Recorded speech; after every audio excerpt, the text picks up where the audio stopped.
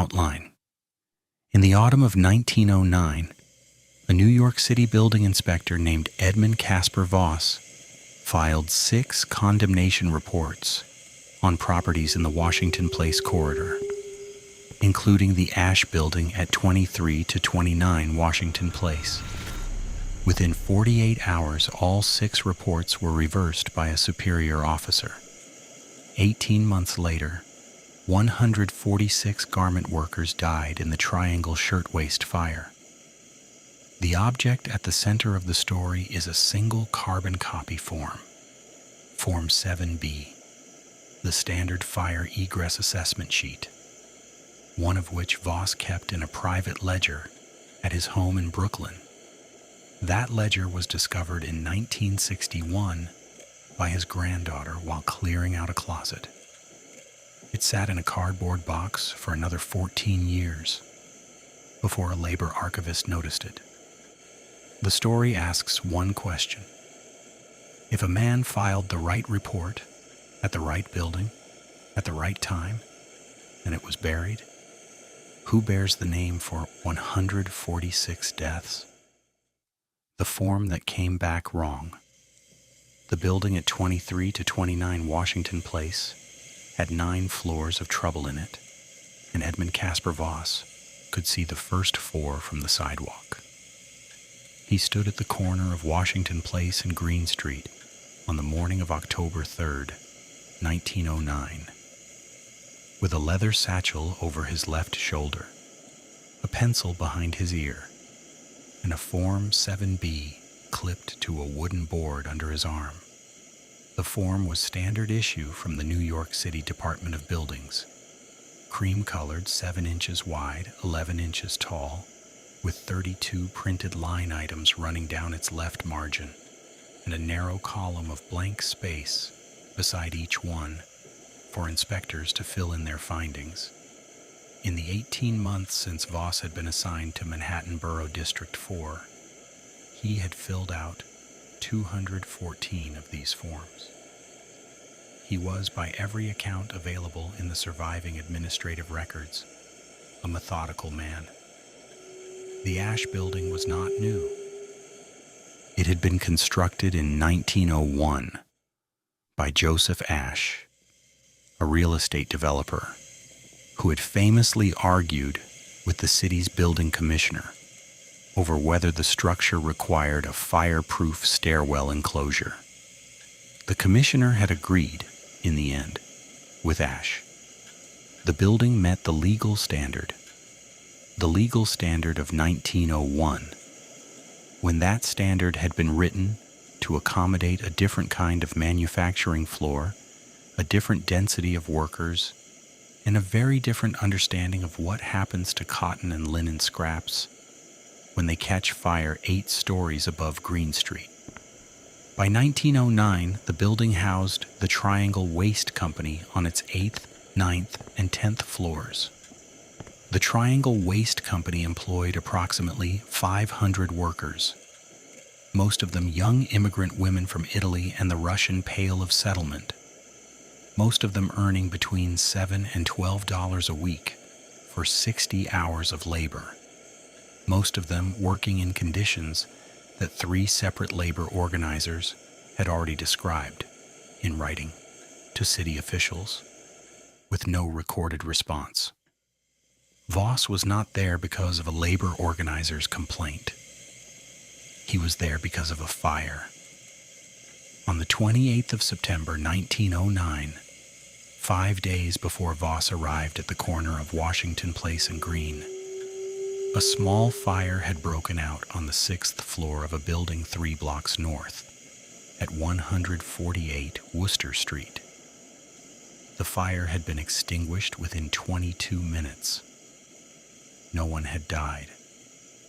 The incident would not have appeared in any newspaper had it not been for a single note filed by the attending fire battalion captain, a man named Michael Devereaux, who had written in his report that the egress from the 6th floor had been, in his words, materially obstructed by stacked goods and a locked secondary door. Devereaux's report moved through the standard administrative chain. A deputy fire commissioner flagged it for building department review. A supervisor at the building department, a man named Arthur Lefferts, who was responsible for coordinating inspection assignments in District 4, added 6 addresses to the following week's inspection roster. The Ash Building at 23 to 29 Washington Place was the 4th name on the list. Voss arrived at 8:47 in the morning. He was 41 years old. He had been born in Flatbush, Brooklyn, to a German immigrant family. His father had been a joiner, his grandfather a shipwright in Hamburg. Voss himself had worked for 11 years as a construction foreman in Lower Manhattan before taking the building inspector examination in 1907 and passing on his first attempt with the highest score recorded that year in District 4. He was not a political appointee. He was not connected to Tammany Hall. He had no patron in the building department, no sponsor in the board of aldermen, and no social relationship with any of the real estate interests that owned the properties on his inspection list. He was, in the terminology of the time, a civil servant in the exact sense of the phrase. A man who served the civil administration of the city without any mechanism by which the city's political architecture could reach backward through him and adjust his findings. This was, as it turned out, a situation that could not be allowed to continue indefinitely. He entered the building at 8:51 and identified himself to the lobby attendant, a Hungarian man named Tibor, whose last name does not appear in any of the surviving records. Voss noted in his personal ledger, not the official Form 7B, but a private ruled notebook he maintained alongside his official paperwork, a habit he had developed during his years as a foreman, that Tibor showed no expression of surprise at the inspector's arrival. Voss had been told, informally, by 2 other inspectors in his district that building managers in the Washington Place corridor had a tendency to know when inspections were coming. He had filed a note about this informally with Arthur Lefferts in August 1909. He had received no response. He began on the ground floor and worked upward. The Form 7B had 32 line items. The first 8 concerned structural elements, foundation integrity, load-bearing wall condition, floor joist assessment, stairwell construction type. Items 9 through 14 assessed fire egress, the number, width, and condition of stairwells, the presence or absence of fire escapes, the width of egress corridors, the condition of exit doors. Items 15 through 22 addressed fire suppression, standpipe systems, fire buckets, the presence or absence of an automatic sprinkler system. Items 23 through 30 covered manufacturing floor conditions, ventilation, electrical wiring, storage of flammable materials, the condition of machinery that generated heat or sparks. Items 31 and 32 were summary assessments, overall fire risk classification, and the inspector's recommendation. Voss reached the 8th floor at approximately 9:45 in the morning. The Triangle Waist Company's manufacturing floor was, in 1909, one of the largest garment operations in Lower Manhattan. The 8th floor alone contained approximately 240 workers on a typical production day. They sat at long wooden tables arranged in rows, operating sewing machines driven by leather belts connected to a central overhead shaft. The floor had 2 stairwells, one at the Washington Place end of the building, one at the Green Street end. It had 1 freight elevator and 2 passenger elevators. It had 1 fire escape, accessible through a single window at the Green Street stairwell end of the floor. The fire escape terminated at its base, at the second floor, not at the street, ending instead at a small interior courtyard that was enclosed on 3 sides by the building's own walls. Voss measured the width of the Washington Place stairwell door, 27 inches. The legal minimum was 32 inches. He measured the Green Street stairwell door, 29 inches. He measured the corridor width leading to the Washington Place stairwell at its narrowest point, 19 inches, obstructed on one side by a long rack of finished shirtwaists and paper bags waiting for delivery. He tested the Washington Place exit door. It opened inward. The legal standard, as he noted on line item 11 of his Form 7B, required exit doors to open outward in any building with an occupant load exceeding 75 persons per floor. The 8th floor of the Triangle Waste Company had an occupant load that Voss estimated at between 220 and 260 persons on production days. He found no automatic sprinkler system on the 8th floor. He found 4 fire buckets, 2 of which were empty. He found beneath one of the long cutting tables a wooden barrel approximately half full of fabric scraps, cotton thread waste, linen offcuts, and what appeared to be tissue paper patterns that had accumulated, by his estimate, over several weeks without being removed. He measured the depth of the fabric scrap accumulation beneath the tables along the Green Street side of the floor, between 4 and 7 inches across an area of approximately 80 linear feet. He continued to the 9th floor. He found conditions materially identical to the 8th. The exit door at the Washington Place end of the 9th floor was, on his measurement, not merely inward opening, but equipped with a latch mechanism that required a key to open from the interior. He noted this on line item 12. He noted that no key was visible near the door. He noted that the supervisor present, a man who gave his name as Bernstein, and who followed Voss around the 9th floor with an expression that Voss described in his private notebook as attentive without being helpful, when asked about the key, said he believed it was kept in the manager's office on the 10th floor. The 10th floor was occupied primarily by management, design staff, and storage. Voss found the sprinkler system head for the floor disconnected from its water supply, a condition he noted on line item 17. He found a secondary storage room containing, by his count, 34 wooden crates of finished goods, stacked to within 14 inches of the ceiling, blocking the only window on the north wall of the room.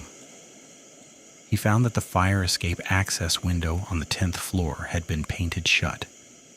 He tested it. It did not open. Voss spent 4 hours and 14 minutes in the Ash building. When he left at approximately 1:05 in the afternoon, he carried with him a completed Form 7B with entries on all 32 line items. Under overall fire risk classification, item 31, he had written, Class A hazard, immediate risk to occupant life. Under recommendation, item 32, he had written, building to be condemned pending corrective measures, occupancy of floors 8, 9, and 10 to be suspended until egress doors replaced and fire escape access restored. He returned to the District 4 office at 60 Center Street that afternoon and filed the form. He also, before leaving his office that evening, opened his private ruled notebook and wrote a summary of the inspection in his own hand. This was not required. It was not standard practice. No other inspector in District 4 maintained such a notebook. Voss had developed the habit during his time as a foreman because, as he once explained to his daughter Margaret, a man who is responsible for a building that might fall on someone should be able to reconstruct exactly what he saw and what he said about it on any given day. He carried this habit into his work as an inspector without modification. The private notebook entry for October 3, 1909 ran to 4 handwritten pages. On the same day that Voss filed his Form 7B on the Ash Building, he also filed 5 other condemnation reports on 5 other buildings in the Washington Place corridor. 3 of the 5 addressed egress conditions. 2 addressed structural issues unrelated to fire safety. All 6 reports were filed by 4:30 in the afternoon of October 3, 1909. By the morning of October 5, 1909, 36 hours later, all 6 reports had been returned to Voss's desk with a single form letter attached. The form letter was signed by Arthur Lefferts. It stated that the 6 reports had been reviewed by a senior administrative officer and found to contain procedural and evidentiary deficiencies that preclude their acceptance as valid condemnation instruments. The letter instructed Voss to re-inspect the properties and to resubmit revised assessments reflecting the actual and current conditions at each address as determined by a properly conducted inspection. Voss read the letter at his desk on the morning of October 5th. He read it again. He set it face down on his desk. He opened his private notebook. He wrote the date. He wrote the time, 8:22 a.m. He copied the text of the form letter verbatim into the notebook, including the printed form number in the upper right corner, Form 12-R, which was the standard administrative reversal instrument used by the building department, and the handwritten initials beneath Lefferts' typed signature, which were not Lefferts' initials. The initials were W.H.T. Voss. Didn't know, at that moment, whose initials those were. He wrote them in his notebook anyway. He underlined them twice.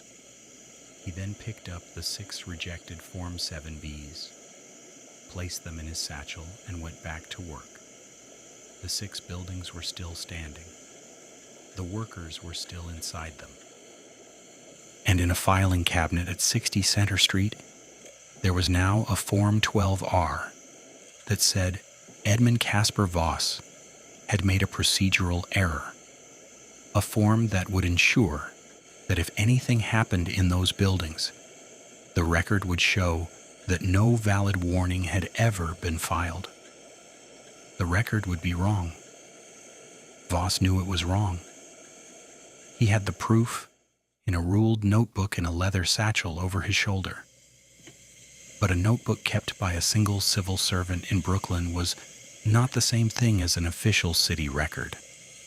And in the autumn of 1909 in New York City, the distance between those two things was the distance between the living and the dead. The initials beneath the signature. The letters W.H.T. did not appear in the New York City Building Department's published staff directory for 1909. Voss checked on the morning of October 6th. He pulled the directory from the shelf above his desk. A thin gray pamphlet, 41 pages, printed by the city record office and updated annually, and went through it twice, running his finger down each column of names.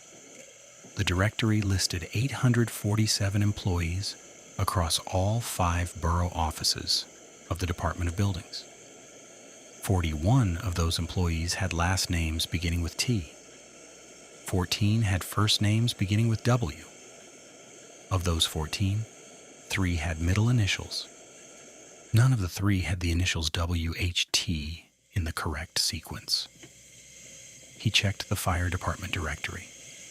He checked the Board of Aldermen staff roster. He checked the published list of deputy commissioners for the Department of Buildings, which was a separate document from the staff directory and which listed 9 deputies, none of them with those initials. He found nothing. What this meant, Voss understood with a clarity that required no elaboration in his private notebook, was one of 3 things. Either WHT was someone whose name did not appear in any publicly available city directory because they held an appointive rather than a civil service position, or WHT was someone who worked not for the building department at all, but for an office or entity that had sufficient influence over the building department to direct the reversal of 6 condemnation reports without leaving a traceable name in the administrative record. Or WHT did not exist as a named individual at all, but was a set of initials used as a form of institutional signature, a code that meant, within the building department's internal culture, something that the printed directories were not designed to document. None of these possibilities was reassuring. On October 7th, Voss returned to the Ash Building. He carried a new Form 7B. He was required to carry one. The Form 12R had instructed him to re-inspect and resubmit. And Voss was, above all things, a man who followed procedural requirements precisely because he had understood since his years as a foreman, that the moment you deviate from procedure, you hand the other party a tool to use against you. He entered the building at 9:12 in the morning. He identified himself to the lobby attendant. He rode the elevator to the 8th floor. He found that the fabric scrap barrel beneath the cutting table had been removed. He found that the 2 empty fire buckets had been filled. He found that the delivery rack obstructing the Washington Place corridor had been repositioned 6 inches to the left, still in the corridor, still reducing the effective egress width, but moved enough that a reasonable argument could be made that the obstruction had been addressed. Everything else was identical to what he had found on October 3rd. The Washington Place exit door still opened inward. The Green Street door was still 29 inches wide. The key for the locked 9th floor exit was still not visible near the door, though when Voss asked about it this time, a different supervisor, a woman who introduced herself only as Mrs. Hulkberg, produced a key from her apron pocket and demonstrated that it unlocked the door in approximately 4 seconds. The sprinkler head on the 10th floor was still disconnected. The painted shut fire escape window was still painted shut, and Voss, pressing his palm against it, confirmed that it still did not open. He filled out the new Form 7B with the same findings as the first, with 2 exceptions. He noted the removal of the fabric scrap barrel and the filling of the fire buckets in the relevant line items, marking those specific items as corrected. On line 31, overall fire risk classification, he wrote, Class A hazard, immediate risk to occupant life, unchanged from assessment of October 3rd, 1909. On line 32, recommendation, he wrote, condemnation of floors 8, 9, and 10 maintained. Superficial corrective measures insufficient to address primary egress and fire suppression deficiencies. He returned to 60 Center Street and filed the new form at 2:40 in the afternoon. 3 days later, on October 10th, a second Form 12R appeared on his desk. This one was wordier than the first. It described Voss's re-inspection findings as failing to demonstrate the material evidentiary basis required to sustain a condemnation order under Section 14, C, of the Building Code. It noted that certain corrective measures had been observed and recorded during the re-inspection, suggesting that the building owner had responded appropriately to informal notice of deficiencies. It concluded by instructing Voss to reclassify the Ash building as Class B, minor deficiencies, non-critical, requiring a follow-up inspection within 90 days. The form was again signed by Arthur Lefferts. The initials beneath the signature were again W.H.T. Voss. Copied the second Form 12R into his notebook in full. He noted the date and time. He noted that the form number in the upper right corner was 12-R/009, which was 9 numbers higher than the form number on the first reversal, meaning that in the 7 days between October 3rd and October 10th, 8 other Form 12Rs had been issued by the District 4 office. He noted this in his notebook. He did not yet know what it meant. He knew only that 8 other reversal forms had been issued in the same period, which meant either that his case was not unusual, or that his case was part of something larger than a single building on Washington Place. He requested, through the standard administrative channel, a list of all Form 12Rs issued by District 4 in the calendar year 1909. Arthur Lefferts denied the request. The denial was verbal, delivered in Lefferts' office on the afternoon of October 11th, with no written record. Voss noted it in his private notebook. He noted the time, 3:18 p.m. He noted that Lefferts, during the conversation, did not look at him directly. He noted that Lefferts used the phrase, "above my authority to release," twice, which Voss found interesting because the Form 12R log was not a classified document. It was a routine administrative record that any inspector in the district had a right to review under the building department's own published regulations. He left Lefferts' office and took the stairwell to the 3rd floor, where the building department's administrative records room was maintained by a clerk named Salvatore Di Fiore. Di Fiore was 63 years old, had worked in the records room for 22 years, and had an arrangement with the inspector's office whereby inspectors could request document review during certain non-peak hours without advance written application. Voss had used this arrangement 4 times in the previous 18 months, always for routine research purposes, always without incident. He asked Di Fiore for the Form 12R log for District 4, calendar year 1909. Di Fiore told him the log had been transferred to the superintendent's office for annual review.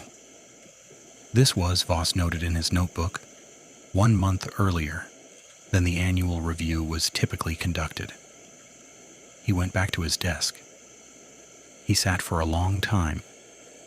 He was not, by his own account, recorded in a letter he wrote to his daughter Margaret in 1931, 22 years later, when she asked him about that period. A man given to dramatic conclusions. He had spent his professional life in the physical world of buildings, load tolerances, material grades, egress widths measured in inches. He was comfortable with what he could measure. He was less comfortable with what could be inferred. But sitting at his desk on the afternoon of October 11th, 1909, he found that the inference was forcing itself on him with the same inexorability as a load calculation that exceeds the structural limit. You could refuse to write the number down. The building would still fall. The inference was this: someone with sufficient authority within the New York City Building Department had, within 36 hours of Voss filing 6 condemnation reports, caused those reports to be reversed. That same person, or the same institutional mechanism that person represented, had then caused his second confirmatory report to be reclassified downward. That same mechanism had then denied his request for the administrative records that would tell him how many other times the same thing had happened. And the records that would document all of this had been moved 1 month early out of the reach of the standard review process. The buildings were still classified as non-critical. The workers were still inside them. Voss opened his notebook to a fresh page. He drew a line down the center. On the left side, he wrote the 6 addresses he had inspected.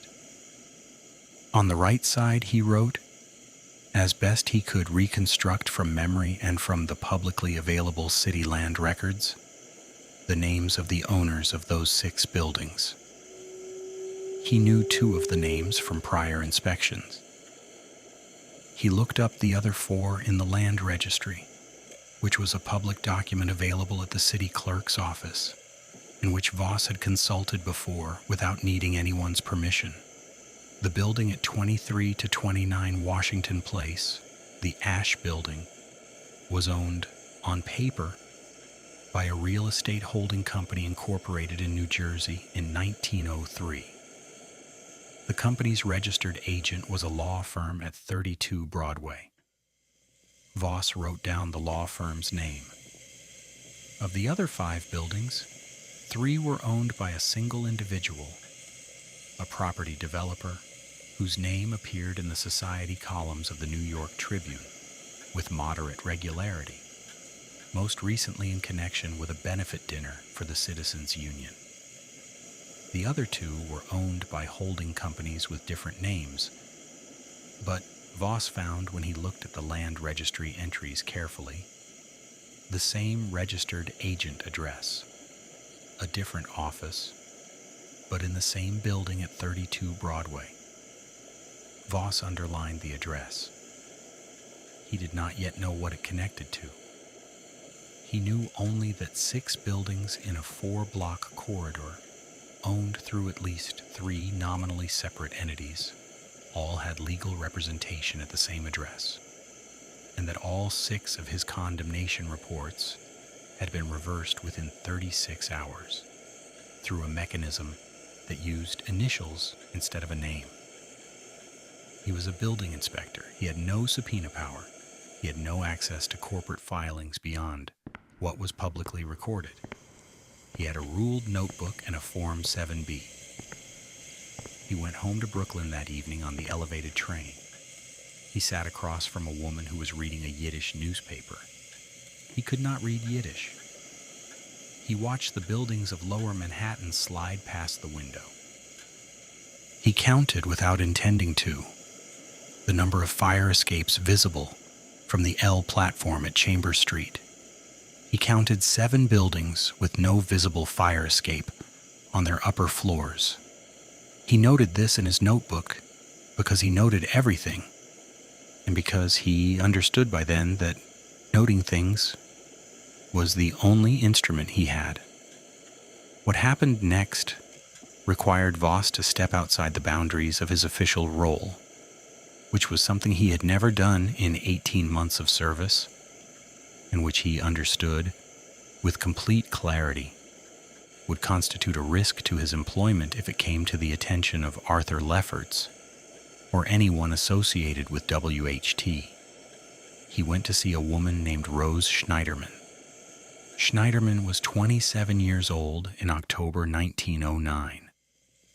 She was a cap maker by trade, a union organizer by vocation, and one of the most effective labor advocates in New York City, operating through the Women's Trade Union League and in close coordination with the International Ladies Garment Workers Union.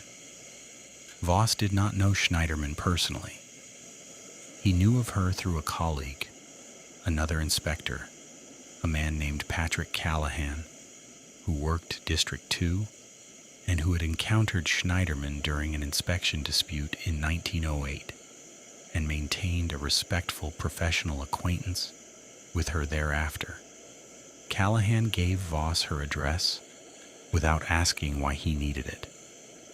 Voss met Schneiderman on October 14th at a coffee house on Rivington Street. He brought his private notebook. He showed her the entries for October 3rd through October 11th. He showed her the 2 Form 12Rs, which he had kept copies of. Not the originals, which lived in the building department files, but handwritten copies he had made into his notebook. He showed her the 6 addresses. He showed her the initials W.H.T. Schneiderman read through the notebook entries without speaking. She drank her coffee. She looked up at Voss. She said, "Those initials belong to a man named William Hamilton Thorpe." Voss wrote the name in his notebook, William Hamilton Thorpe. Thorpe was not a city employee.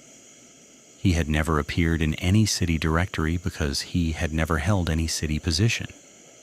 He was, according to Schneiderman's account, which Voss recorded in full, a legal consultant and political broker who had worked since approximately 1902 as an intermediary between the major real estate interests in Lower Manhattan and the relevant city administrative offices. His mechanism was simple.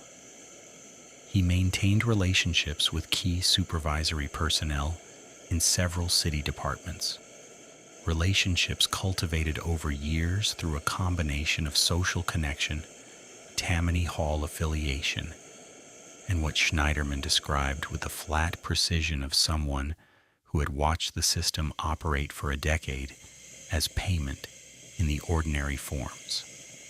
When a client's property faced an administrative action, a condemnation report, a zoning challenge, a building code violation, Thorpe's role was to cause that action to be reversed or reclassified through the supervisory channel.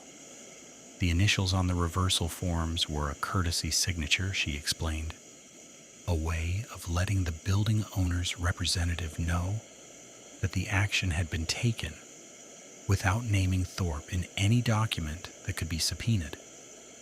Voss asked how she knew this. Schneiderman told him that 3 ILGWU shop stewards had attempted to file building complaints against properties in the Washington Place corridor in the previous 2 years. All 3 complaints had been reversed.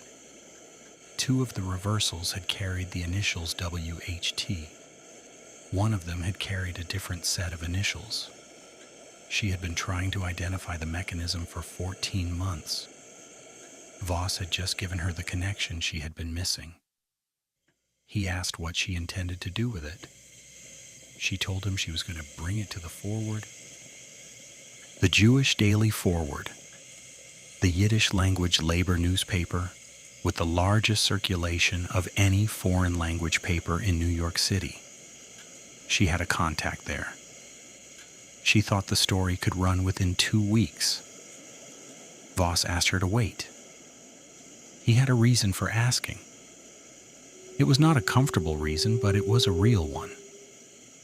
If the story ran in the Forward before Voss had completed his documentation, Thorpe and Lefferts would know the source.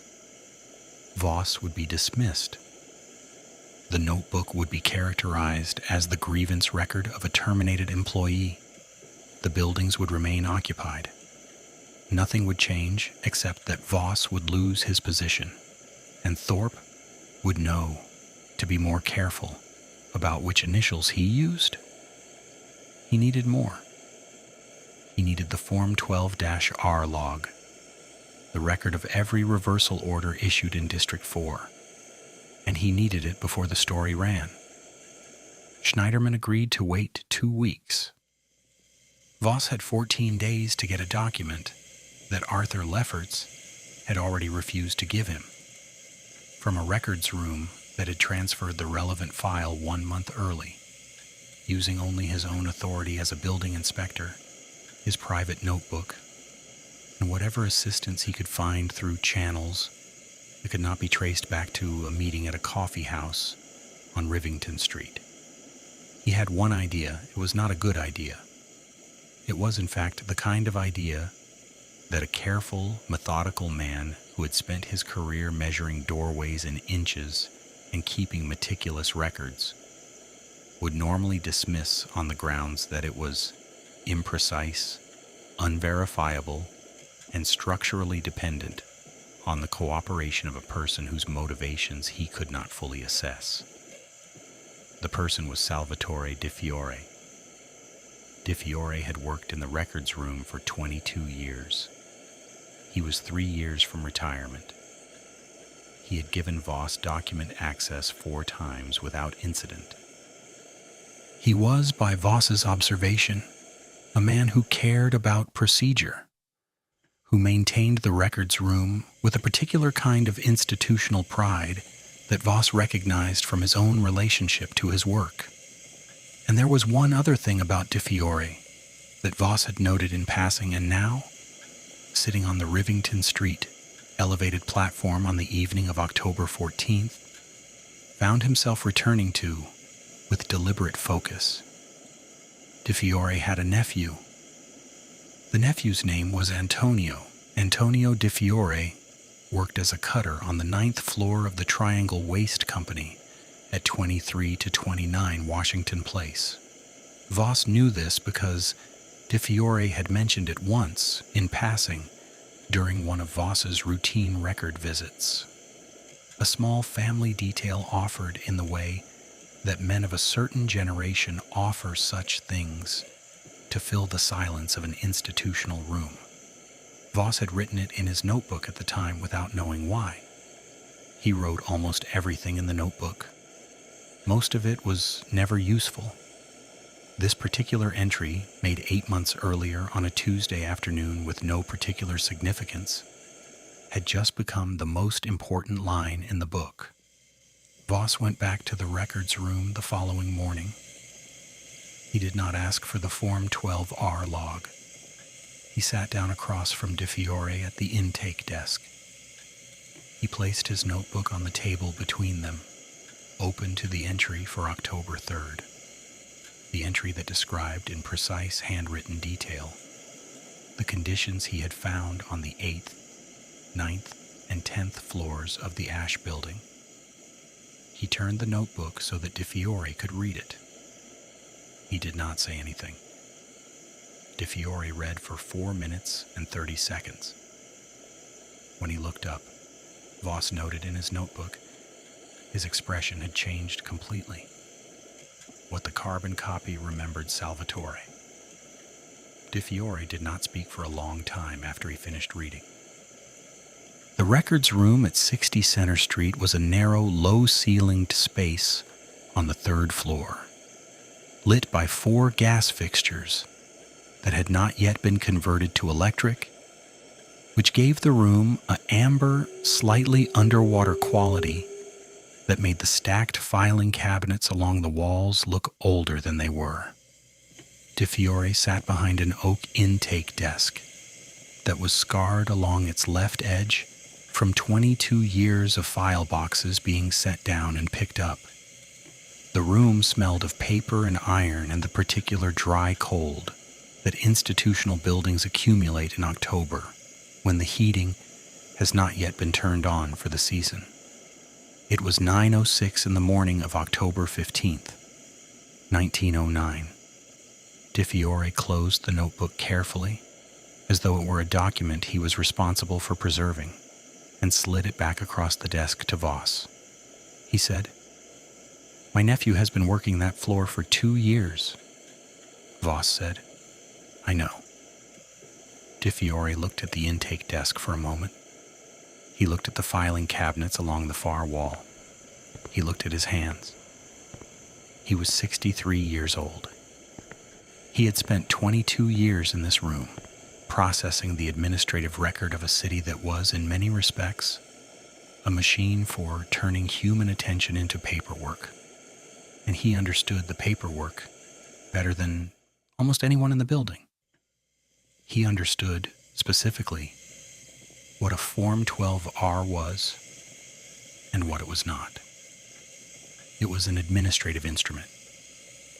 It had a legitimate function: the correction of inspector errors, the reclassification of findings that had been made without full information, the adjustment of records that did not accurately reflect conditions. It was not, it had never been intended to be, a mechanism for the institutional burial of accurate findings by an inspector who had done his job correctly. De Fiore knew the difference. He had known it for 14 months, since the first time he had seen a Form 12R come through his room, with initials instead of a full signature, and had said nothing, because saying something was not his responsibility, and because the building department was a machine with a great deal of inertia, and because his nephew Antonio was 24 years old and healthy, and the 9th floor of a garment factory was not a death sentence. It was a job. He stood up from the intake desk. He walked to the far wall. He opened the third filing cabinet from the left. He pulled out a bound ledger approximately 2 inches thick, covered in gray cloth, with District 4, Form 12R log, January to December 1909, stamped on its spine in black ink. He set it on the intake desk in front of Voss. He said, "The superintendent's office requested this log on October 9th. I was told to transfer it. I transferred a copy." Voss looked at him. De Fiore said, "I keep copies of all logs before transfer. It is standard records management practice under the department's own archival regulations. Section 7, paragraph 4. Any clerk with 22 years of service knows Section 7, paragraph 4. He sat back down. He folded his hands. He looked at the wall. Voss opened the ledger. The Form 12R log for District 4, January through October 1909, contained 214 entries. Voss spent 3 hours in the records room with the ledger and his notebook. He worked systematically the way he measured doorways, methodically without skipping, noting every entry. He was looking for a pattern. He found one within the first 40 pages. Of the 214 reversal orders recorded in the log, 31 of them, approximately 14.5%, carried the initialed authorization WHT rather than a full supervisory signature. The 31 entries were not evenly distributed across the year. In January, there had been 2 such entries. In February, 1. In March, 3. In April, 2. In May and June, a combined total of 4. In July, the number jumped to 6. In August, 5. In September, 5. In October, the first 10 days of October representing only 1/3 of the month, there had already been 3, including both of Voss's reports. The acceleration was not random. Voss noted this in his notebook.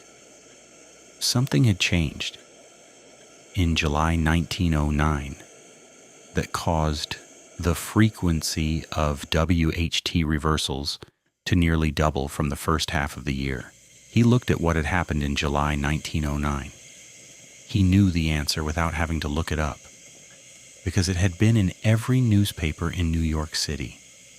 July 1909 was the month that the ILGWU had formally announced its organizing campaign in the shirtwaist industry. The campaign would culminate in November 1909 in the uprising of the 20,000 outs, the general strike of shirtwaist workers that would become the largest strike by women in American labor history to that date. The building owners in the Washington Place corridor had known the strike was coming for months. They had spent the summer of 1909 ensuring that their properties were administratively insulated against any inspection action that might force temporary closure during the lead-up to it. Voss wrote this down. He then looked at the 31 entries in detail. He noted the buildings. He noted the dates. He noted that 19 of the 31 reversals concerned properties owned, directly or through holding companies, by 3 individuals whose names he recognized from the land registry entries he had researched earlier. All 3 of those individuals had legal representation at 32 Broadway. He noted that the remaining 12 reversals concerned properties owned by 7 different individuals with no obvious connection to the 32 Broadway address, which meant either that William Hamilton Thorpe had a broader client base than Schneiderman had described, or that the initials WHT were being used by more than one person, or that there was a secondary layer to the system that Voss had not yet identified. He noted all of this. He copied the 31 entries in full into his private notebook. Address, date, original classification, reclassification, authorizing initials. He closed the ledger. He stood up. De Fiore was still sitting at the intake desk. Voss said, "Thank you." De Fiore said, "My nephew's name is Antonio. He works the cutting tables. 2nd row from the Green Street wall." He said nothing else. Voss picked up his notebook and left. He met Rose Schneiderman again on October 17th, 2 days later, at the same coffee house on Rivington Street. He showed her the new entries in his notebook, the 31 reversals, the pattern of acceleration, the connection to the 32 Broadway address. She read through it with the focused stillness of a person who has been waiting for a specific piece of information for a long time and is now, at last, holding it. She told him that her contact at the Forward was a journalist named Abraham Cahan. Cahan was the paper's editor.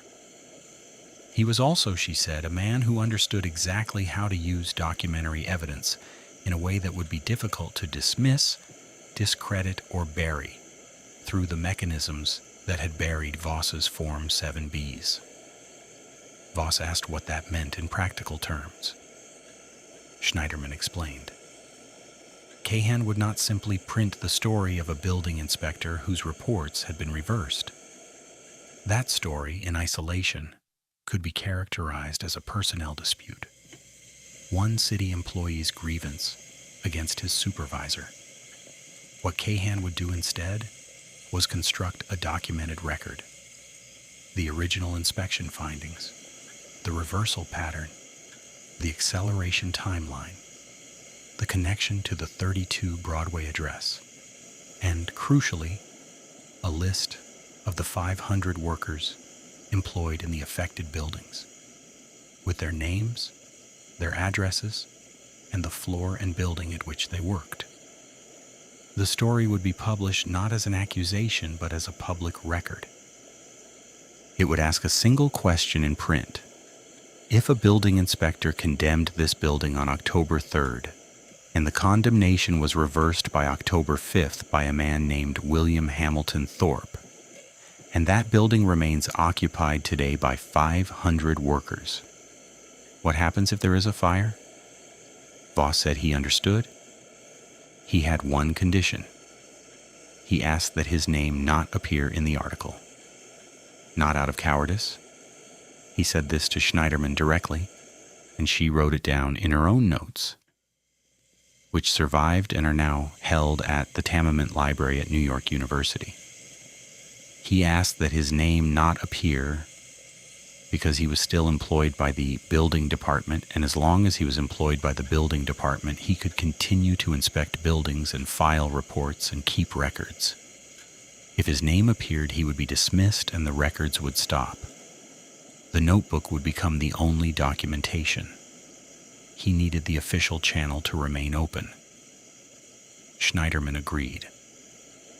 She told him the article would describe the source as a building department inspector with direct knowledge of the suppressed reports.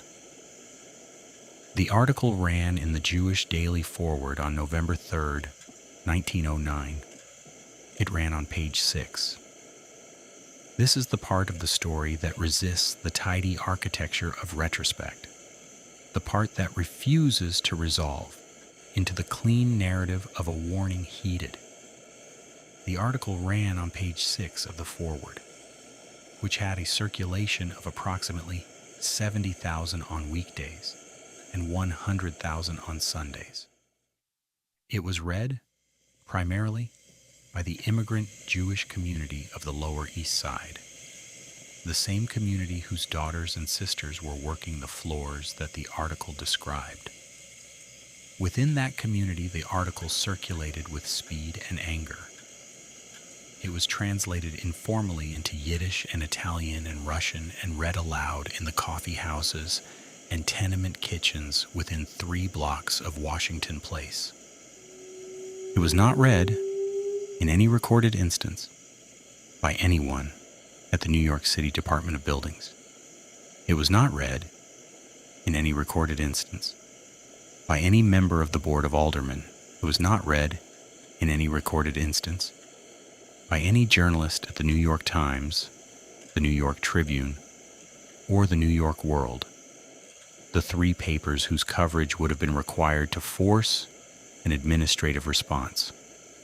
Arthur Lefferts later testified under oath before the Factory Investigating Commission in 1911 that he had not read the forward on or around November 3rd, 1909, and that he had no knowledge of any article concerning District 4 inspection records.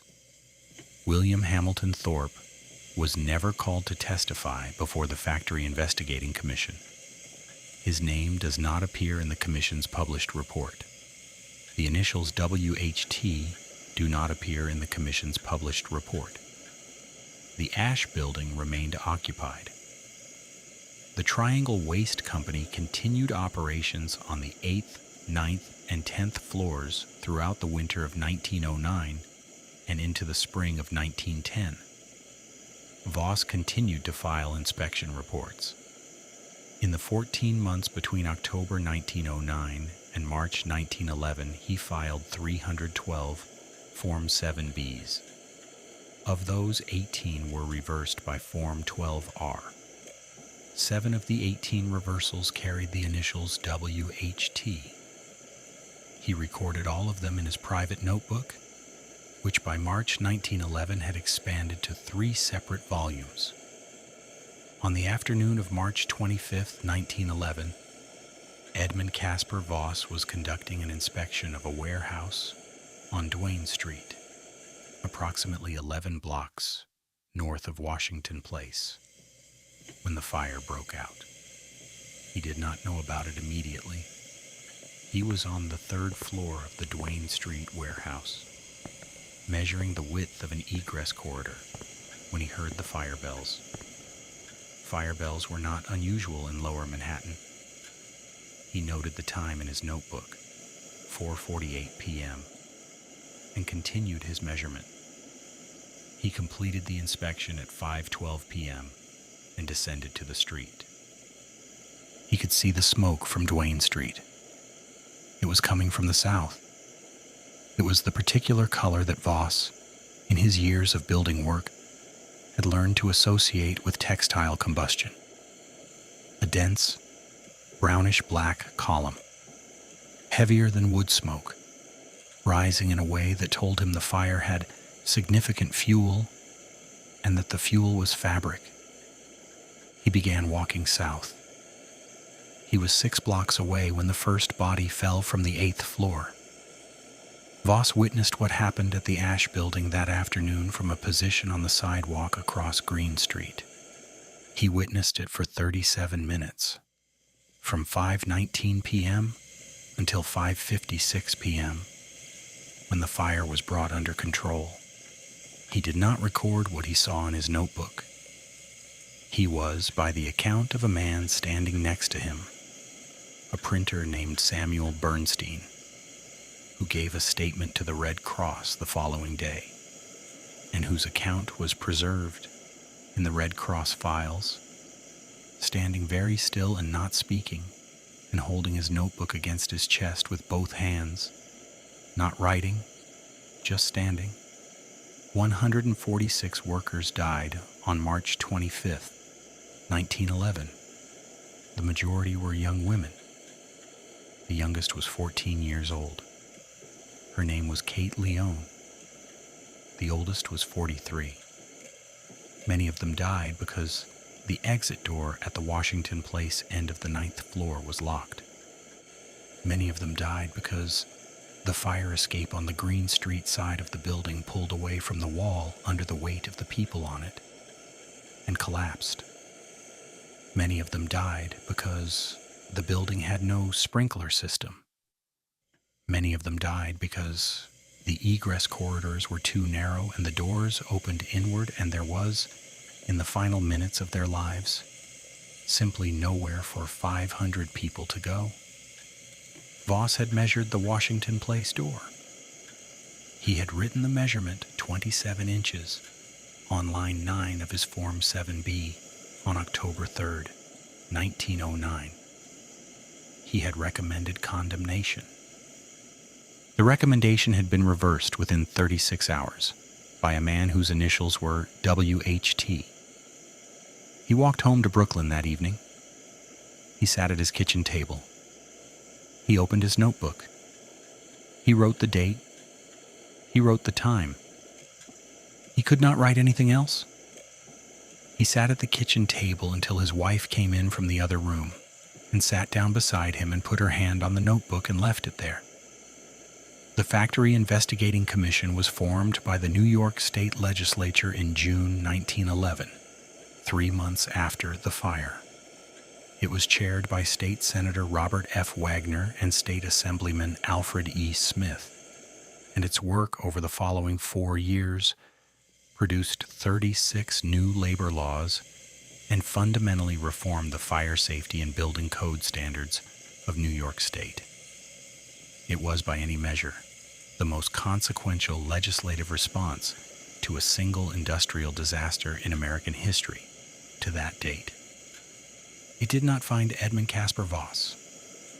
Voss appeared before the commission in September 1911. He identified himself.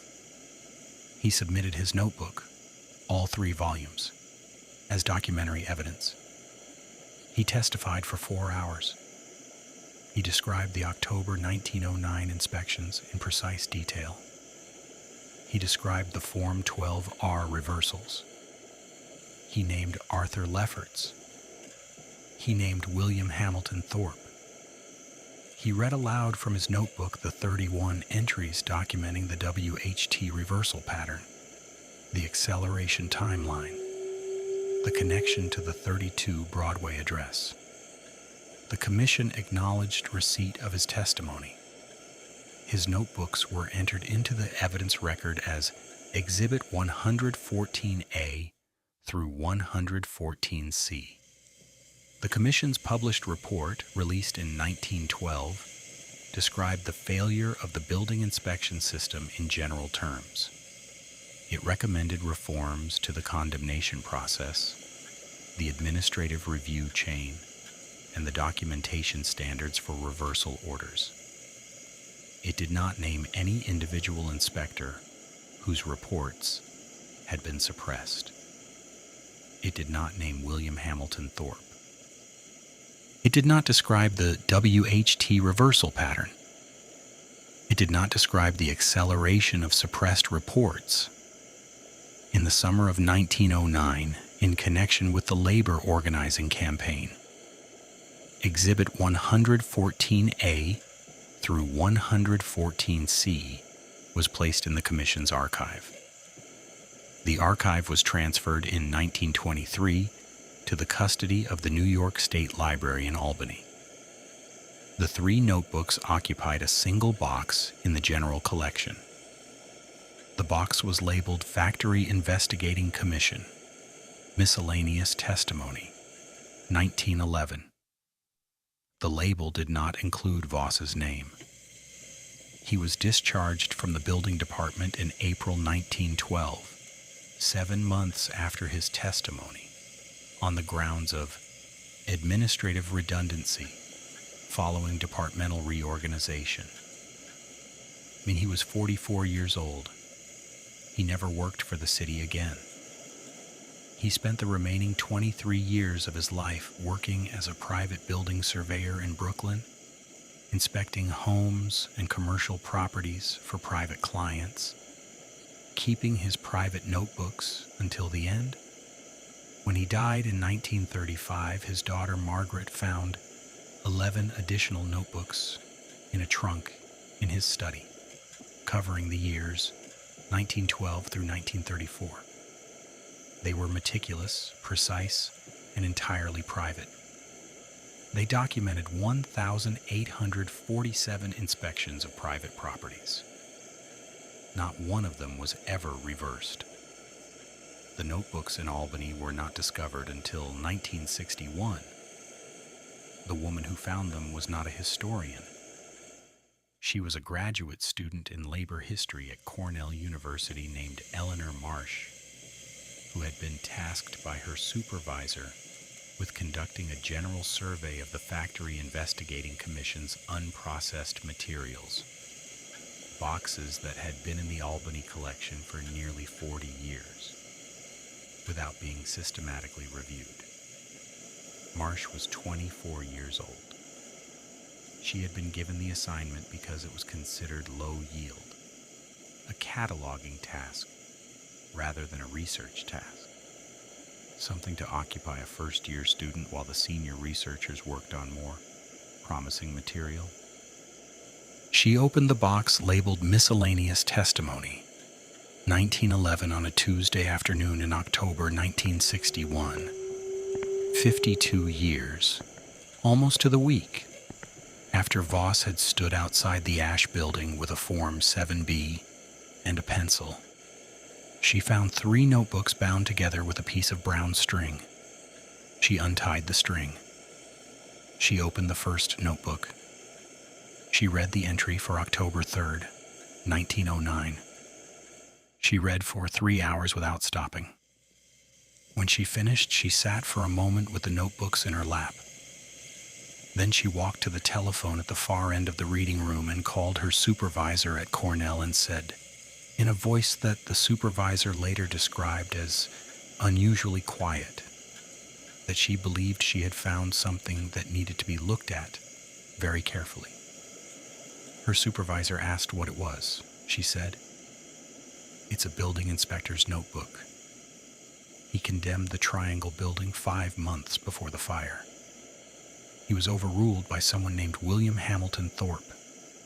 He wrote all of it down." There was a silence on the telephone. Her supervisor said, "Does the notebook give a date?" She said, "October 3rd, 1909. Another silence. Her supervisor said, "Bring it here."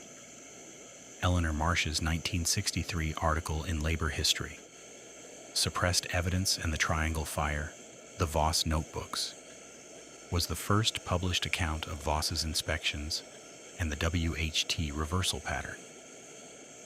It was 34 pages long, footnoted in full, and based entirely on the 3 notebooks in the Albany collection. The article was read by labor historians. It was cited in subsequent academic works. It generated a modest, contained, scholarly discussion about building inspection corruption in pre-fire New York. It did not appear in any newspaper. It did not alter the public narrative of the Triangle Shirtwaist fire, which remained in the popular account, in the textbooks, in the commemorations that took place each year on March 25th. A story about negligent building owners, inadequate fire codes, and the courage of the labor movement. Edmund Caspar Voss appeared in a footnote. His name appeared for the first time in a mainstream publication in 1997, when journalist Leon Stein's expanded edition of his landmark 1962 book, The Triangle Fire, included an appendix citing Marsh's article. Stein noted that Voss had filed condemnation reports on the Ash building before the fire, that those reports had been suppressed, and that the suppression had been documented in real time in a private notebook. Stein described this as a significant and until recently overlooked element of the building's administrative history. He described it in 3 sentences. Then the book moved on. In 2004, the Kiel Center for Labor Management Documentation at Cornell University digitized the Voss notebooks in full. They are now available online in high resolution at no cost to anyone who wishes to read them. The entry for October 3, 1909, is 7 handwritten pages long. The handwriting is clear, compact, and consistent. The hand of a man who has written in notebooks for a long time. The measurements are precise: 27 inches, 29 inches, 19 inches, 14 inches. The findings are precise. The recommendation is precise. On the final line of the October 3rd entry, below the summary of findings, below the note about the locked 9th floor door and the painted shut fire escape window and the disconnected sprinkler head, Voss wrote a single sentence that does not appear in any of the official reports. Not the Form 7B, not the Form 12R, not the Factory Investigating Commission transcript. He wrote, "These are not technical deficiencies. These are the conditions under which people will die." He underlined it once. He was not a man given to dramatic conclusions, but the measurement had exceeded the structural limit, and he wrote the number down. He wrote it on October 3rd, 1909. He was right by 530 days. The Ash building at 23 to 29 Washington Place still stands. It is now part of New York University's campus. A bronze plaque on its exterior wall commemorates the 146 workers who died there on March the 25th, 1911. The plaque does not mention Edmund Caspar Voss. His notebooks are in Albany. They have been there for 113 years. They are 17 handwritten volumes in a cardboard box. They are precise and meticulous and entirely correct. They were always correct. That was the problem.